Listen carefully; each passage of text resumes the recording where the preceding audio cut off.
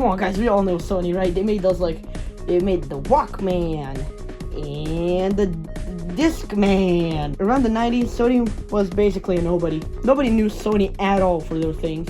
I mean, they kind of did. They kind of did because they had, like, the Walkman and that stuff, and that kind of blew up. So then in 1994, they released the PlayStation. That blew up, and it evolved to, like, that. So we're gonna be taking a look at all the PlayStations which I happen to own. So I'm gonna have to zoom out for this. Whoa, you can see way more. Alright, so let's take a look at the first one over here. It's the PS2. The PS2 didn't sell well for no reason.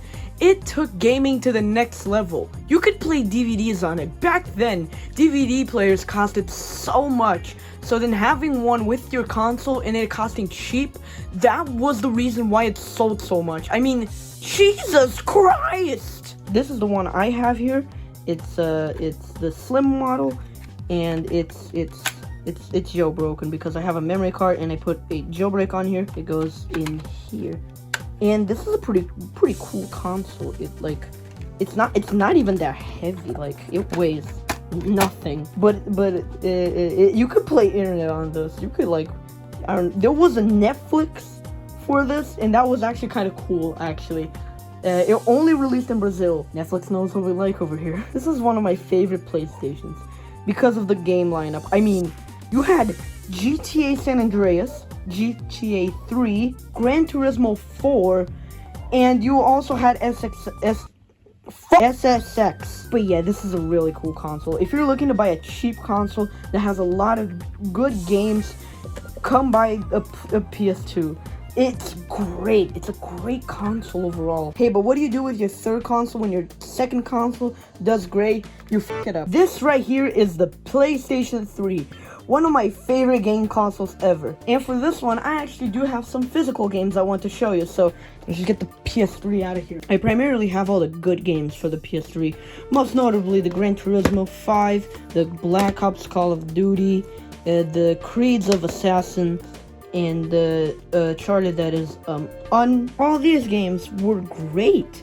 These all performed extremely well. Also, the ads are kind of funny. I don't know why the ads are like that. I mean, imagine. I got it. Yeah, but the only reason why it didn't sell well was because of the price.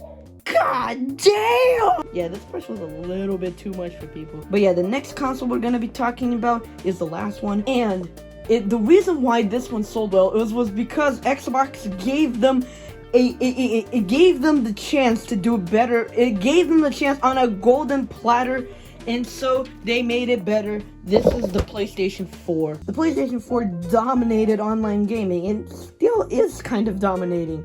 PlayStation still supports this thing, which not something I expect from Sony, really. I mean, this was like kind of a PS3, but there are some things that this thing does, and it does right. Online gaming. The online gaming aspect of this is insane, and I kind of like that.